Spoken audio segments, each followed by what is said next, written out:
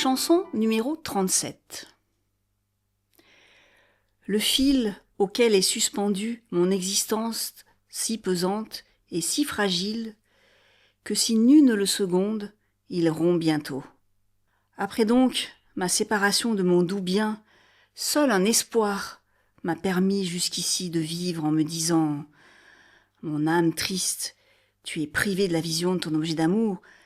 Tiens, bon ! Des jours meilleurs, peut-être, un jour reviendront. Dis, toi, qu'en sais-tu ?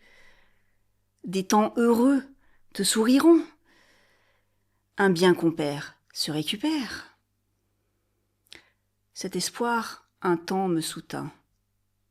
Mais rien ne vient et je lambine. Le temps passe. Les heures sont si promptes à toucher au but que je n'ai pas le loisir de penser que je cours à la mort. Un rayon paraît-il à l'est que sur un sommet face à lui, à l'autre bout de l'horizon, tu le verras s'acheminer par de longs sentiers sinueux. Les vies si brèves, les corps lourds des hommes mortels et si frêles, que lorsque je suis séparé de ce beau visage longtemps, ne pouvant m'envoler vers lui, je n'ai plus aucun goût à vivre et ne sais combien je tiendrai. Tout endroit m'emplit de tristesse s'il est privé de ces yeux doux qui m'ont volé les clés des portes de mes pensées. Autant que Dieu en décidera.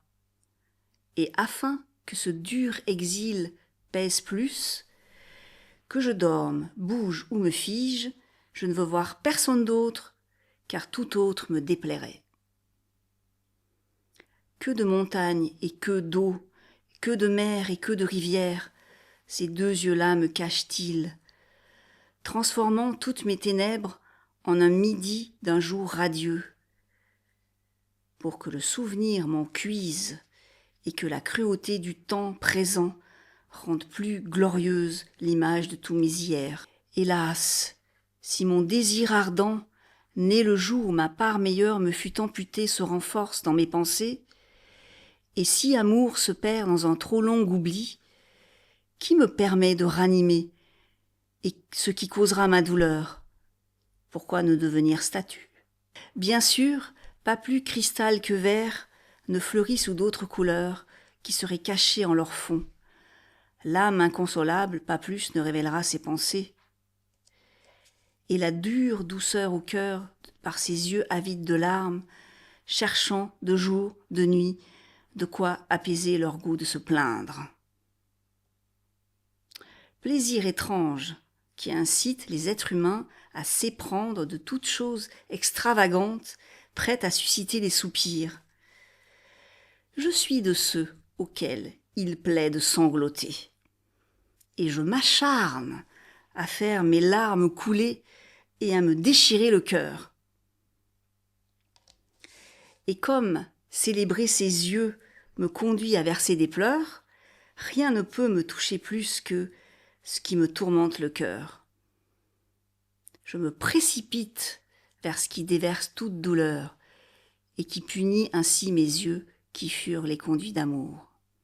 Les tresses d'or qui devraient rendre le soleil fou de jalousie, le beau regard calme qui lance des rayons si ardents que j'en perdais connaissance avant l'heure, et les paroles élégantes, rares ou même au monde unique, qui firent à moi don de soi, me sont ôtées.